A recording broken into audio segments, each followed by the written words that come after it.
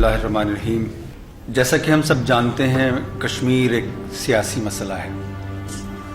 اور یہ مسئلہ بھارت نے پیدا کیا ہے، اور کسی مسئلے کو سمجھنے کے لیے ضروری ہے کہ جس قوم نے وہ مسئلہ پیدا کیا ہے اس قوم کے مذہب کو سمجھا جائے، اس قوم کے مذہب سے تعلق کو سمجھا جائے اور اس کی تاریخ کو سمجھا جائے، کیونکہ جتنے بھی مسائل کسی قوم کے دائرے میں پیدا ہوتے ہیں وہ انہی امور سے متعلق ہوتے ہیں۔ اگر آپ کسی قوم کے مذہب سے آگاہ نہ ہو، اس قوم کے مذہب سے تعلق پر مطلع نہ ہو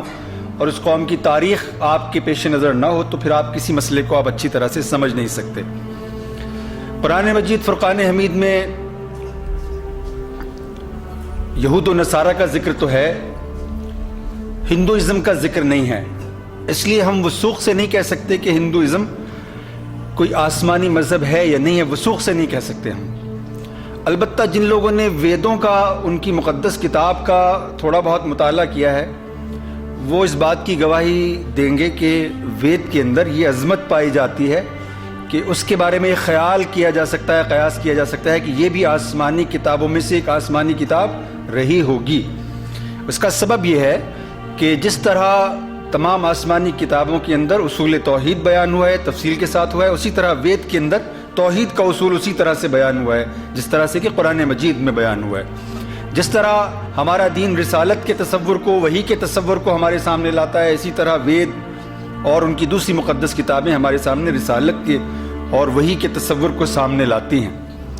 لیکن ہم سب جانتے ہیں کہ جو ہندوازم کی تاریخ ہے وہ اب توحید کی تاریخ نہیں ہے، یعنی جو ویدک ٹریڈیشن ہے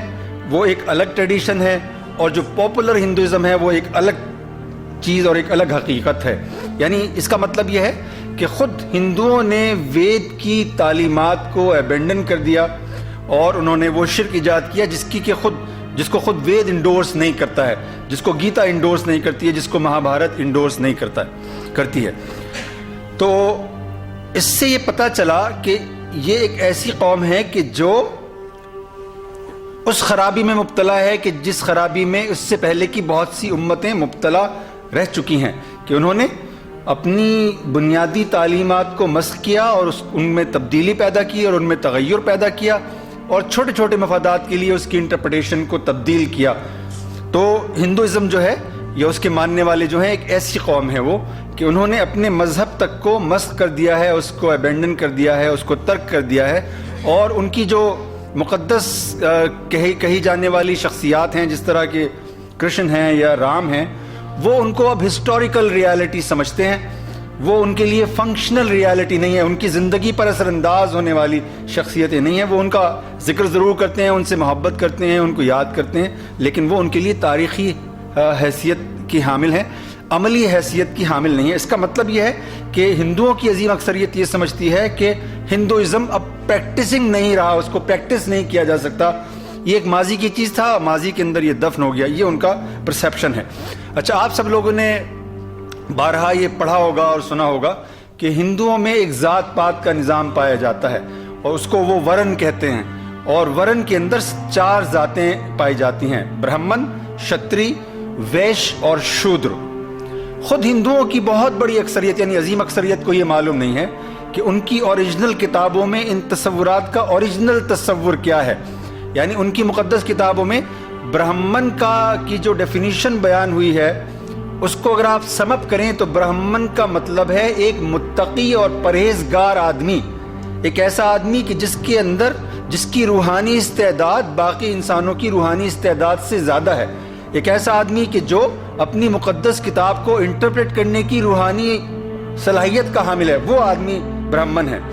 اسی طرح شتریہ وہ آدمی ہے کہ جو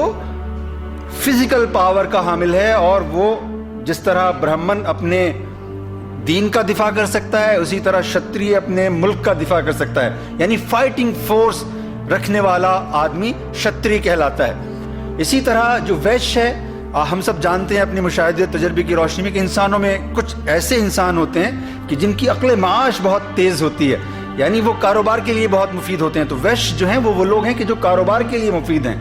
اور شودر وہ لوگ ہیں اوریجنل ہندوازم میں کہ جو دراصل کوئی بھی کام نہیں کر سکتے، وہ صرف فزیکل لیبر کر سکتے ہیں. یہ ان کی اوریجنل یعنی گویا تعلیمات کے مطابق میں آپ کو بتا رہا ہوں. لیکن ہندوؤں نے اپنے اس ورن سسٹم کو، اپنے ذات پات کے اس سسٹم کو جو کہ اسپریچول ٹائپس پر یا سائیکولوجیکل ٹائپس پر مشتمل تھا، اس کو انہوں نے ایک نسلی حقیقت بنا دیا. یعنی برہمن کے گھر میں برہمن پیدا ہوگا، شتری کے گھر میں شتری پیدا ہوگا، ویش کے گھر میں ویش پیدا ہوگا. حالانکہ ان کی مقدس کتاب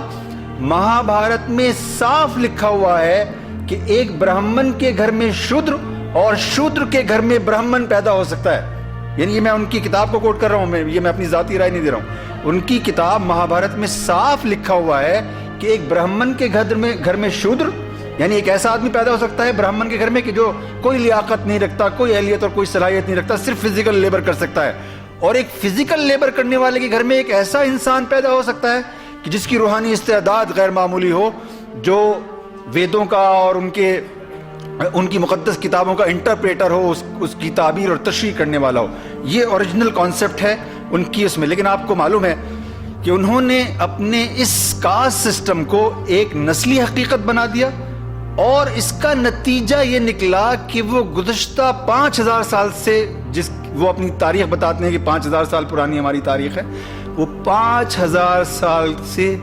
شودروں کو اور ان سے نیچے ان لوگوں کو کہ جو اس ورن سسٹم کا حصہ نہیں ہے، جن کو دلت کہتے ہیں، ان کو وہ حیوانوں سے بدتر زندگی بسر کرنے پر مجبور کیے ہوئے ہیں. پتہ نہیں یہ بات آپ کے علم ہے کہ نہیں ہے کہ اس وقت ہندوستان کے اندر شودروں کی آبادی 18 کروڑ ہے اور دلتوں کی آبادی تقریباً 25 کروڑ یا اس سے کچھ زائد ہے. گویا 45 کروڑ یا 50 کروڑ کے لگ بھگ وہ انسان ہیں کہ جنہیں اعلیٰ ذات کے ہندوؤں نے حیوانوں سے بدتر زندگی بسر کرنے پر مجبور کر دیا ہے. تو آپ اس سے اندازہ لگا سکتے ہیں کہ جو افراد، یہ جو مائنڈ سیٹ خود اپنے مذہب کے دائرے میں وجود رکھنے والے لوگوں کی اتنی بڑی تعداد کو حیوان بنا سکتا ہے، ان کے ساتھ ناانصافی کر سکتا ہے، ہزاروں سال تک وہ مسلمانوں کے ساتھ یا کسی دوسری قوم کے ساتھ کیسے فیئر ہو سکتا ہے، اس کے ساتھ وہ کیسے انصاف کر سکتا ہے، یہ محال ہے. کیونکہ جو ان کی تاریخ ہے میں وہ کوٹ کر رہا ہوں، میں اپنی طرف سے اس میں کوئی بھی بات آپ کو نہیں بتا رہا ہوں. اور آپ جانتے ہیں کہ جب قیام پاکستان کا مطالبہ سامنے آیا تو اس کی بنیاد کسی نسلی تصور پر نہیں تھی، اس کی بنیاد کسی جغرافیائی تصور پر نہیں تھی، اس کی بنیاد کسی لسانی تصور پر نہیں تھی. مسلمانوں نے کہا کہ ہم مذہبی اعتبار سے تم سے مختلف قوم ہیں، اور جس طرح تمہیں اپنے مذہبی تصورات کے مطابق اپنی زندگی بسر کرنے کا حق حاصل ہے، اسی طرح ہمیں بھی اپنے مذہبی تصورات کے مطابق اپنی زندگی بسر کرنے کا حق حاصل ہے. اور ہم چاہتے ہیں کہ جن علاقوں میں مسلمان اکثریت میں ہیں ان کو آپ ایک الگ ریاست تسلیم کریں. اور آپ کو پتہ ہے کہ ہندوؤں کی جو قیادت تھی اس وقت، اس نے بہت طویل عرصے تک اس مطالبے کی عملاً مزاحمت کی، وہ اس کو قبول کرنے کے لیے تیار نہیں تھے. لیکن مسئلہ یہ ہوا کہ انگریز 2 عالمی جنگوں کے نتیجے میں پیدا ہونے والی ہزیمت کو جذب نہیں کر سکے، اور وہ ہندوستان پر اپنا قبضہ برقرار نہیں رکھ سکتے تھے، اور وہ ہندوستان کو ڈیوائڈ کیے بغیر نہیں جا سکتے تھے. چنانچہ انہیں پاکستان کا مطالبہ تسلیم کرنا پڑا. لیکن آپ کو معلوم ہے کہ قیام پاکستان کا جو اوریجنل تصور تھا، یعنی پاکستان کا جو اوریجنل تصور تھا، وہ تصور نہیں جو قائد اعظم چاہتے تھے، وہ تصور کہ جو خود انگریزوں کا دیا ہوا تھا،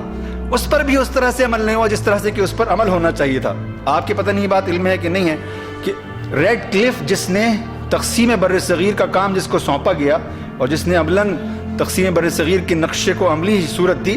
اس کے اوریجنل منصوبے میں کیلکٹا اور فیروز پور پاکستان کا حصہ تھا. یعنی قائد اعظم کے مطالبے کے مطابق نہیں، ریڈ کلف کے اپنے منصوبے کے مطابق. لیکن جو اس وقت کا وائس رائے تھا لارڈ ماؤنٹ بیٹن، اس کی بیوی نہرو کے زیر اثر تھی، اور میں اس کی تفصیل میں نہیں جانا چاہتا کہ زیر اثر ہونے کا یہاں کیا مفہوم ہے. وہ ان کے زیر اثر تھی، اور جیسا کہ ہسٹوریکل فیکٹس بیان کرتے ہیں کہ وہ ایک دن ماؤنٹ بیٹن کے پاس آئے، اس نے کہا کہ اگر تم نے ریڈ کلف کو اس بات پر مجبور نہ کیا کہ وہ کلکتہ اور فیروز پور بھارت کے حوالے کر دے تو میں تمہیں چھوڑ کر چلی جاؤں گی، تمہارا میرا تعلق ختم ہو جائے گا. اور خود یہ برطانوی اب ماہرین یہ بات کہہ رہے ہیں کہ ماؤنٹ بیٹن نے اپنی بیوی کے زیر اثر کیلکٹا بھارت کے حوالے کر دیا, فیروز پور انہوں نے بھارت کے حوالے کر دیا. تقسیم بر صغیر کا اوریجنل منصوبہ یہ تھا کہ وہ علاقے کہ جہاں مسلمان اکثریت میں ہیں وہ پاکستان کا حصہ ہوں گے, اور جو پرنسلی اسٹیٹس ہیں یعنی وہ جو رجواڑے ہیں وہاں پر فیصلہ وہاں کے جو حاکم ہیں وہ کریں گے. یہ اصولی اعتبار. تو اگر آپ ان دونوں فارمولوں کو اپلائی کرتے ہوئے ذرا جائزہ لیں بر صغیر کی تقسیم کا, تو یہ حقیقت آپ کے سامنے آتی ہے کہ کشمیر پہلے دن سے ایک مسلم اکثریتی علاقہ تھا, البتہ اس کا جو حاکم تھا وہ ہندو تھا, اور کشمیریوں کی عظیم اکثریت پاکستان کے ساتھ الحاق چاہتی تھی. لیکن اس نے ایک ایسی جعلی دستاویز وضع کی کہ جس کو کہ آج بھی کوئی حقیقی ماننے کے لیے تسلیم تیار نہیں ہے, اور اس کی بنیاد پر اس نے بھارت کو وہاں پر فوج کشی کی دعوت دی, اور بھارت نے وہاں پر عملاً قبضہ کر لیا. اور اس کے برعکس صورتحال حیدرآباد دکن کے اندر رونما ہوئی. وہاں مسلمان اقلیت میں تھے, ہندو اکثریت میں تھے, لیکن وہاں کا جو نظام تھا وہ پاکستان کے ساتھ الحاق چاہتا تھا, لیکن ہندوستان نے وہاں پر بھی فوج داخل کی اور حیدرآباد دکن کو پاکستان سے کاٹ دیا. اس کا مطلب کیا ہوا؟ اس کا مطلب یہ ہوا کہ جو ہندوستان کی قیادت تھی اس نے اکثریت کے اصول کو بھی نہیں مانا جو اس کا خود اپنا وضع کیا ہوا تھا, یعنی اس نے جمہوریت کے پرنسپل کو بھی نہیں مانا, اور اس نے حکمرانوں کے حق اختیار کو بھی تسلیم نہیں کیا. دونوں کو اس نے رون ڈالا. تو ایک ایسی قوم کہ جو کسی اصول کو ماننے پر تیار نہ ہو, آمادہ نہ ہو, اس سے آپ کسی خیر کی توقع کیسے کر سکتے ہیں؟ اور میں آپ کو یاد دلاؤں گا کہ کشمیر کے مسئلے کا ایک بہت ہی اہم آسپیکٹ یہ ہے کہ کشمیر کا مسئلہ اقوام متحدہ میں پاکستان نہیں لے کر گیا تھا. یہ نہرو صاحب تھے کہ جنہوں نے کہا کہ یہ ایک ڈسپیوٹڈ ٹیریٹری ہے اور ہم چاہتے ہیں کہ اقوام متحدہ اس کے اندر مداخلت کرے اور وہاں پر حق رائے دہی جو ہے وہاں کی عوام کا تسلیم کیا جائے, اور اس کی بنیاد پر یہ فیصلہ کیا جائے کہ کشمیر کے لوگ پاکستان کے ساتھ جانا چاہتے ہیں یا وہ ہندوستان کے ساتھ الحاق چاہتے ہیں. تو اصولی اعتبار سے یعنی اگر آپ پوزیشن کو دیکھنا چاہیں, ہسٹوریکل پوزیشننگ کو دیکھنا چاہیں, تو پاکستان کا موقف اخلاقی ہے کشمیر کے اوپر, پاکستان کا موقف تاریخی ہے, پاکستان کا موقف سیاسی ہے, اور پاکستان کا موقف ان بین الاقوامی قوانین کے عین مطابق ہے کہ جن کو پوری بین الاقوامی برادری تسلیم کرتی ہے. اقوام متحدہ پاکستان کی ایجاد نہیں ہے, اس کا حق رائے دہی کرانے کا اختیار پاکستان کا تفویض کردہ نہیں ہے, یہ بین الاقوامی برادری کا تفویض کردہ ہے. کشمیر کا مسئلہ ہمارے لیے محض نظریاتی نہیں ہے, نظریاتی بھی ہے اس لیے کہ یہ تقسیم برصغیر کا انفنشڈ ایجنڈا ہے جس کو آج یا کل اس کو مکمل ہونا ہے. اور مگر یہ محض نظریاتی مسئلہ نہیں ہے, یہ ایک سیاسی مسئلہ ہے, یہ ایک پریکٹیکل مسئلہ ہے, یہ بین الاقوامی مسلمہ قوانین کے مطابق حل ہونے کے لائق مسئلہ ہے, اور پوری بین الاقوامی برادری اس کو حل کرنے کی پابند ہے.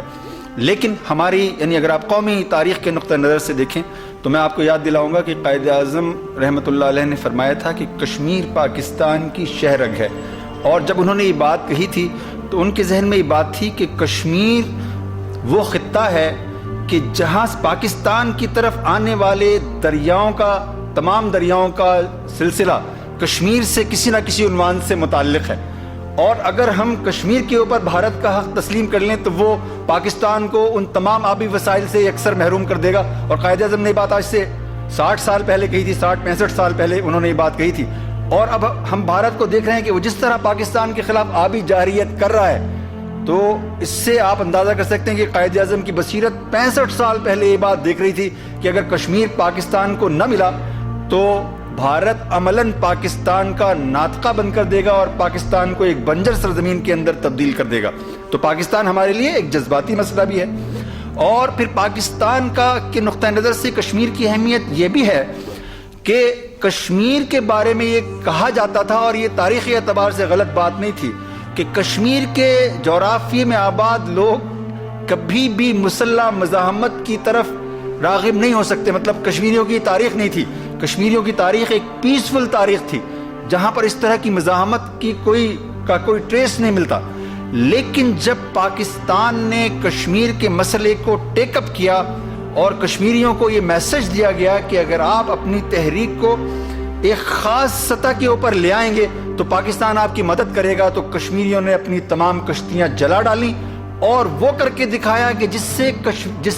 سے کہ کشمیریوں کی کسی کو بھی توقع نہیں تھی. انہوں نے اپنی پوری تاریخ کو پھلانگ کر کھڑے ہو گئے, اپنے پورے قومی مزاج کو پھلانگ کر کھڑے ہو گئے, اور انہوں نے قربانیوں کی وہ داستان رقم کی کہ جس کی مثالیں تاریخ کے اندر شاذ ہی دیکھنے میں آتی ہیں. آپ کو معلوم ہوگا کہ وہاں پر 4 لاکھ لوگ شہید ہو چکے ہیں. اگر آپ 65 سال کی تاریخ کا آپ ایک اعداد و شمار کا ریکارڈ جمع کرنا چاہیں, 4 لاکھ سے زیادہ لوگ شہید ہو چکے ہیں. لاکھوں کی تعداد میں وہ لوگ ہیں کہ جن کو آپ مسنگ پرسن کہتے ہیں. لاکھوں کی تعداد میں لوگ جیلوں کے اندر پڑے ہوئے ہیں, اور ایسی خواتین کی تعداد کہ جن کی آبرو ریزی کی گئی 5-6 ہزار پر مشتمل ہے. تو کشمیر کے ایک گھر کا مسئلہ ہے, اور کشمیر کے ایک گھر نے کشمیر کے کاز کے لیے وہ قربانی دی ہے کہ جس کا کہ کشمیر کا کاز تقاضا کرتا ہے. تو کشمیر ہمارے لیے ایک جذباتی مسئلہ ہے, اور اس میں ہماری اتنی ہیوی انویسٹمنٹ ہے کہ ہم اس کو کسی بھی صورت میں ہم اس کو نظر انداز نہیں کر سکتے. اور پھر ذرا پاکستان کی جو دفاعی حکمت عملی ہے اس پر ایک نظر ڈال لیجئے. ہندوستان اور پاکستان کے درمیان تنازع کی بنیادوں میں اگرچہ کئی اور مسائل بھی شامل ہیں, لیکن کشمیر سینٹرل ایشو ہے. اس کا مطلب یہ ہے کہ پاکستان نے گزشتہ 65 سال میں جو دفاعی حکمت عملی اختیار کی ہے, اور اپنی دفاع کے اوپر اپنے بجٹ کا 30 سے 40% جو خرچ کیا ہے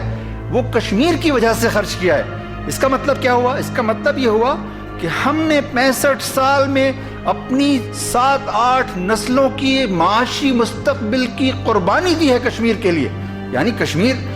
کو اگر کوئی تجارتی نقطہ نظر سے دیکھنا چاہے, ہم اس کو تجارتی نقطہ نظر سے نہیں دیکھنا چاہتے, لیکن بہت سے ہمارے حکمران ایسے ہیں کہ جن کو تجارت کرنے کا بہت شوق ہے, اور وہ اس کی کاسٹ جب تک نہیں نکال لیتے اس وقت تک وہ اس مسئلے پر بات نہیں کرتے. تو اگر کوئی تجارتی نقطہ نظر سے بھی کشمیر کے مسئلے کو ٹیک اپ کرنا چاہے, تو کشمیر کے مسئلے پر پاکستان کی قوم نے 65 سال کے اندر اتنی بڑی انویسٹمنٹ کی ہے کہ جس کی کوئی دوسری مثال موجود نہیں ہے. اور کشمیر کے مسئلے کی ایک اہمیت یہ ہے کہ ہم نے کشمیر کے مسئلے پر 3 بڑی جنگیں بھارت کے ساتھ لڑی ہیں. اس کے اندر جو ہمارا جانی نقصان ہوا ہے, اس کے اندر جو ہمارا مالی نقصان ہوا ہے, اس کے اندر ہمیں جو مادی نقصان ہوا ہے, ان تمام کا تعلق کشمیر کے کاز سے ہے. اس لیے جب آپ اس پورے کانٹیکسٹ میں کشمیر کو دیکھتے ہیں تو آپ کو یہ اعتراف کرنا پڑتا ہے کہ کشمیر ہمارے لیے ایک ایسا مسئلہ ہے کہ جس کو ہم نظر انداز کر کے پاکستان کے حال اور مستقبل کے بارے میں کوئی بات نہیں کر سکتے. لیکن ہماری بدقسمتی یہ ہے کہ ہمیں ایک ایسی قیادت قائد اعظم کے بعد فراہم ہوئی. آپ کو معلوم ہے کہ جب پاکستان بنا اور بھارت نے وہاں عملاً قبضہ کر لیا, تو اس وقت پاکستان کے پاس نہ اسلحہ تھا اور نہ کوئی منظم فوج تھی, کچھ بھی نہیں تھا ہمارے پاس, بے دست و پا تھے ہم لوگ. لیکن اس کنڈیشن کے باوجود قائد اعظم نے اس وقت کے پاکستانی فوج کے جنرل گریسی کو حکم دیا کہ تم اپنی فوجیں کشمیریوں کی مدد کے لیے کشمیر کے اندر داخل کرو, اور جنرل گریسی نے قائد اعظم کی بات نہیں مانی. لیکن آپ اس سے اندازہ کر سکتے ہیں کہ قائد اعظم جیسا غیر جذباتی رہنما, یعنی ہم قائد اعظم پر جذباتی ہونے کا الزام لگا ہی نہیں سکتے, ہم یہ نہیں کہہ سکتے کہ وہ جذباتی انسان تھے, بالکل غیر جذباتی انسان تھے, وہ بالکل وہ آبجیکٹیولی چیزوں کو دیکھنے والے انسان تھے. لیکن انہوں نے کشمیر کی اہمیت کو محسوس کرتے ہوئے, کشمیریوں کے ساتھ پاکستان کے تعلق کی اہمیت کو محسوس کرتے ہوئے, اس حال میں جب ہمارے پاس کچھ بھی نہیں تھا, پاکستانی فوج کو کشمیر کے اندر داخل کرنے کی ہدایت کی, اور پاکستان کا سب کچھ انہوں نے کشمیر کے لیے داؤ پر لگا دیا. لیکن قائد اعظم کے بعد جو حکمران پاکستان کو فراہم ہوئے,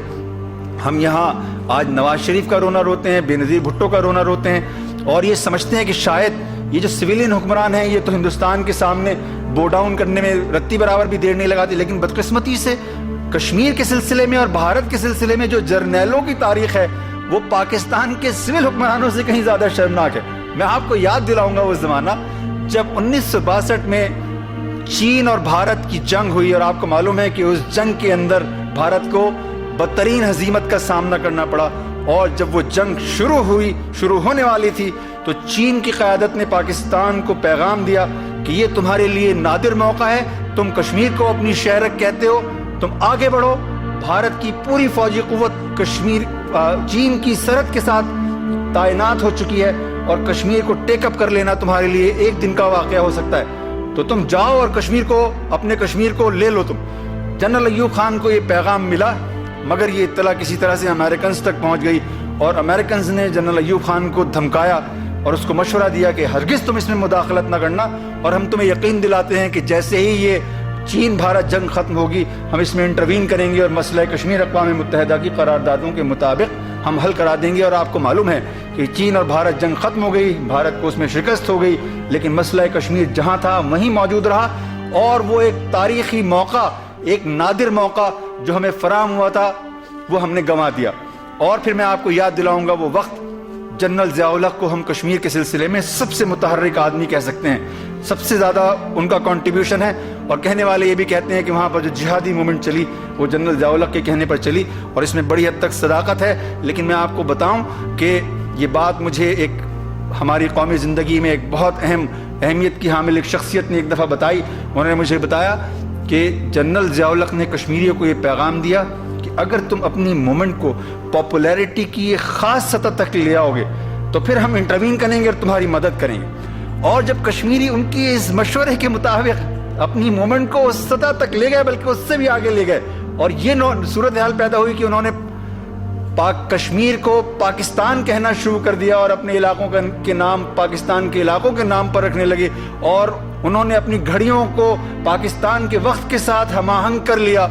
اور انہوں نے پاکستان کے حکمرانوں کو یاد دلایا کہ تم ہم سے جو مطالبہ کرتے تھے ہم نے وہ کر دکھایا ہے، تو تم اپنے وعدے کو پورا کرو۔ تو کشمیریوں کو جو میسج دیا گیا وہ یہ تھا کہ ہم کشمیر کے لیے پاکستان کو داؤ پر نہیں لگا سکتے، اور یہ میسج جنرل ضیاء الحق کے زمانے میں ڈیلیور ہوا،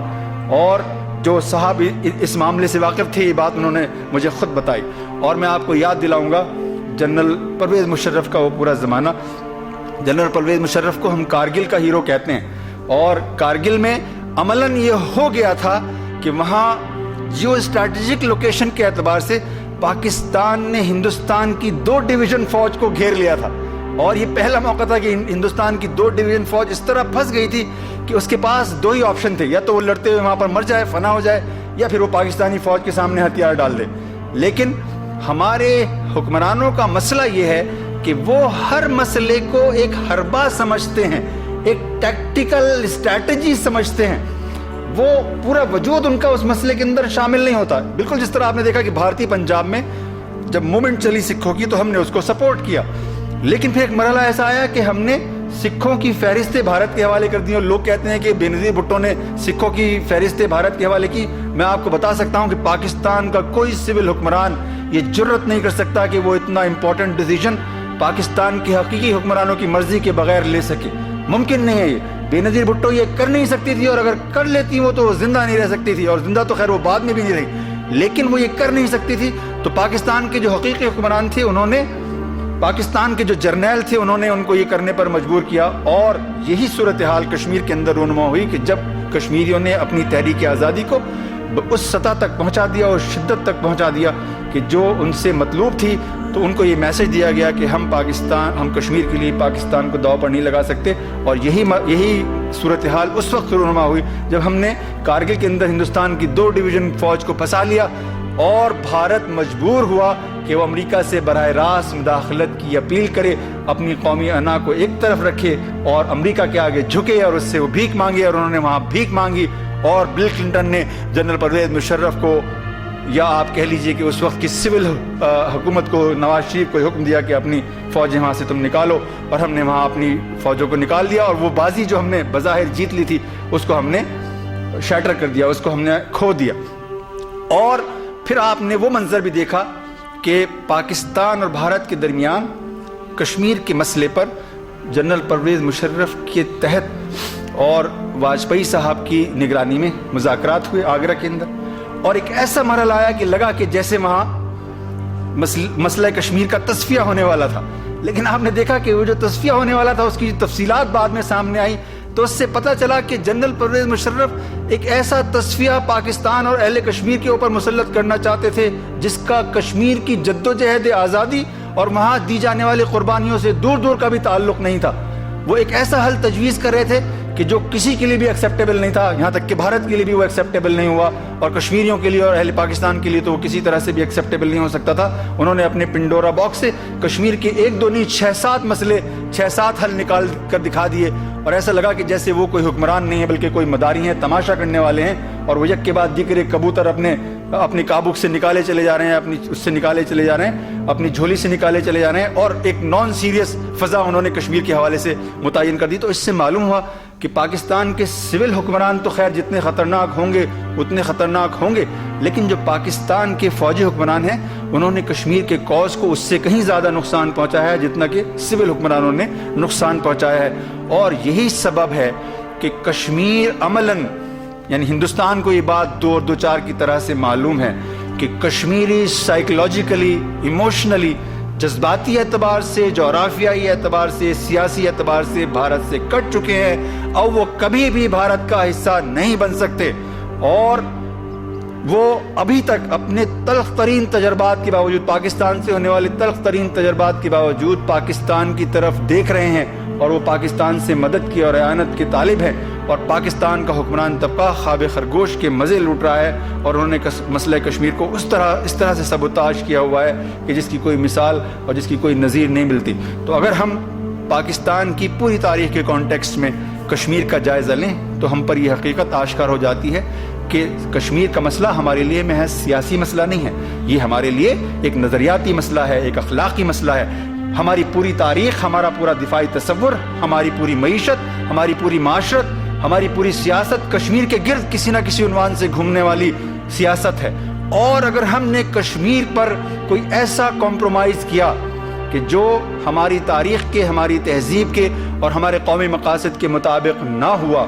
تو ہم اپنی قوم کے اندر ایک ایسی صورتحال پیدا کریں گے جس کو یہ قوم جذب نہیں کر سکے گی، ایک ایسی شکست ہمارا مقدر بنے گی جس کو ہم جذب نہیں کر سکیں گے۔ میں آپ کو یاد دلاؤں گا 1971 کا وہ ثانیہ جب پاکستان دو لخت ہوا، اگرچہ اس کو اب 42 سال ہو گئے ہیں، لیکن مشرقی پاکستان کا ڈیبیکل، سقوط ڈھاکہ آج بھی ہمارے سروں پر اس طرح سے مسلط ہے کہ جیسے وہ ایک ہفتے پہلے رونما ہوا ہو۔ تو اگر ہم نے مسئلہ کشمیر کا کوئی ایسا حل تلاش کیا کہ جو کشمیر کے عوام کی خواہشات، اقوام متحدہ کی قراردادوں اور ہماری قومی آرزوؤں سے ہم آہنگ نہ ہوا، تو خواہ اس کو مسلط کر دیا جائے، لیکن اس کے نتیجے میں پاکستان کے اندر اور اس پورے خطے کے اندر کبھی بھی امن نہیں ہوگا۔ اور ہمیں یاد رکھنا چاہیے، امن کی خواہش سے زیادہ اچھی خواہش کوئی ہو نہیں سکتی۔ دنیا کا کوئی آدمی، کوئی سین ایلیمنٹ، کوئی سین پرسن، کوئی عقل و شعور رکھنے والا آدمی جنگ کی حمایت نہیں کر سکتا۔ امن بہت اچھی چیز ہے، لیکن میں آپ کو یاد دلاؤں گا کہ مصنوعی امن حقیقی جنگ سے زیادہ خطرناک ہوتا ہے، اس لیے کہ مصنوعی امن سے زیادہ بڑی جنگ برآمد ہو سکتی ہے۔ یعنی اگر ہم نے ایک ایسا مصنوعی امن اس خطے کے اوپر مسلط کیا کہ جو عوام کی خواہشات کے علی رغم ہے، اور وہ بڑی طاقتوں کے زیر اثر ہم نے وضع کر لیا اور ہم نے مسلط کر دیا کسی نہ کسی طرح سے اپنے لوگوں کے اوپر، تو خواہ لوگ اس کو دون و کرہن قبول کر لیں، لیکن اس کی بنیاد پر کوئی حقیقی اور پائیدار امن جو ہے وہ ہمارے سامنے نہیں آ سکتا۔ اور ہمیں یاد رکھنا چاہیے کہ جب ہم بھارت کے ساتھ مسئلہ کشمیر ڈسکس کرتے ہیں تو مسئلہ کشمیر ایک بائی لیٹرل ایشو نہیں تھا، نہ یہ کل بائی لیٹرل ایشو تھا، نہ آج یہ بائی لیٹرل ایشو ہے، یہ ایک ٹرائی لیٹرل ایشو ہے، یہ ایک سہ فریقی مسئلہ ہے۔ اس کا ایک فریق بھارت ہے، اس کا ایک فریق پاکستان ہے، اور اس کا ایک فریق کشمیری ہے، اور کشمیریوں کو کسی بھی طرح کے ہونے والے مذاکرات میں شامل کیے بغیر ہم مسئلہ کشمیر پر کوئی بامعنی گفتگو کر سکتے ہیں، نہ ہم کسی ایک پائیدار حل تک پہنچ سکتے ہیں۔ اس لیے ہمیں یہ بات یاد رکھنی چاہیے کہ جب ہم مسئلہ کشمیر کو ڈسکس کرتے ہیں، جب ہم اس پر گفتگو کرتے ہیں، تو ہم دراصل اپنی پوری قومی تاریخ کے اوپر گفتگو کرتے ہیں، ہم اپنی پوری قومی سائیکی کے اوپر گفتگو کرتے ہیں، اور ہم اپنے پورے دفاعی حکمت عملی پر گفتگو کرتے ہیں، اور ہم بھارت کے ساتھ ایک ایسے تعلق پر گفتگو کرتے ہیں کہ جس کا کوئی ریشنل موجود نہیں ہے، جس کی کوئی دلیل موجود نہیں ہے۔ مطلب ہم بھارت کے ساتھ پیسفل کو ایگزسٹنس چاہتے ہیں۔ کون ہے کہ جو بھارت کے ساتھ پرامن بقائے باہمی کے اصول کے تحت اچھے تعلقات نہیں چاہتا؟ میں پاکستان میں بسنے والے کسی بھی ایسے معقول آدمی سے واقف نہیں ہوں۔ ہم چاہتے ہیں کہ ہم بھارت کے ساتھ ایک اچھا پڑوسی بن کر رہیں، وہ ہمارے ساتھ رہیں اور ہم ان کے ساتھ رہیں، لیکن اس خواہش کو اصولوں کے تابع ہونا چاہیے، اس خواہش کو بین الاقوامی قوانین کے تابع ہونا چاہیے، اس خواہش کو ہمارے تاریخی حقائق کے تابع ہونا چاہیے۔ اگر ہم تاریخی حقائق کو نظر انداز کریں گے، اگر ہم بین الاقوامی مسلمہ قوانین کی دھجیاں اڑائیں گے، اگر ہم اپنے لوگوں کی آرزوؤں اور خواہشات اور تمناؤں کو پامال کریں گے، اور بھارت کے ساتھ دوستی کی خواہش کریں گے اور مسئلہ کشمیر کو ہم پس پش ڈال دیں گے تو ہم اس کے نتیجے میں ہزیمت کے سوا اپنے لوگوں کو کچھ بھی نہیں دے سکیں گے۔ یہ بات ہمیں اچھی طرح سے جان لینی چاہیے، اور ہماری بدقسمتی یہ ہے کہ ہمارے سول حکمران ہوں یا ہمارے فوجی حکمران ہوں، انہوں نے کبھی بھی حقیقی معنوں میں پاکستان کی لوگوں کی آرزوؤں اور کشمیر کے لوگوں کی تمناؤں اور ان کی جدوجہد کو اس طرح سے نہیں سمجھا ہے، اس طرح سے نہیں قبول کیا ہے جس طرح سے کہ اس کو قبول کرنے کا تقاضا تھا۔ تو یہ مختصر سی ایک بات تھی کہ جو کشمیر کے سلسلے میں مجھے آپ سے کہنی تھی، اور ہمیں یاد رکھنا چاہیے کہ جب قائد اعظم نے یہ کہا تھا کہ کشمیر پاکستان کی شہرگ ہے، تو انہوں نے ایک پرٹیکولر کانٹیکسٹ میں یہ بات کہی تھی، لیکن آج وقت گزرنے کے بعد 65 سال کا عرصہ گزرنے کے بعد ہمیں معلوم ہوا کہ انہوں نے یہ بات اس وقت یہ بات جتنی درست تھی، آج 65 سال گزرنے کے بعد یہ بات اس سے کہیں زیادہ درست ثابت ہو چکی ہے۔ اگر ہم کشمیر کا گلا گھوٹنے کی کوشش کریں گے تو دراصل ہم پاکستان کا گلا گھوٹنے کی کوشش کریں گے۔ جب ہم کشمیر کے لوگوں کو شکست دیں گے تو شکست پاکستان کے لوگوں کا بھی مقدر بنے گی، اور ہمیں ان تمام حقائق کا خود بھی اعتراف اور ادراک کرنا چاہیے اور ان کو زیادہ سے زیادہ پروپیگیٹ کرنا چاہیے، تاکہ ہم حکمرانوں کو مائل کر سکیں، راغب کر سکیں، ان کو مجبور کر سکیں، کشمیر کے کاز کے لیے اس جدوجہد کی طرف مائل کرنے کے لیے ان کو آمادہ کر سکیں جو کشمیر کے مسئلے کا حقیقی تقاضا ہے۔ وآخر دعوانا الحمدللہ رب العالمین۔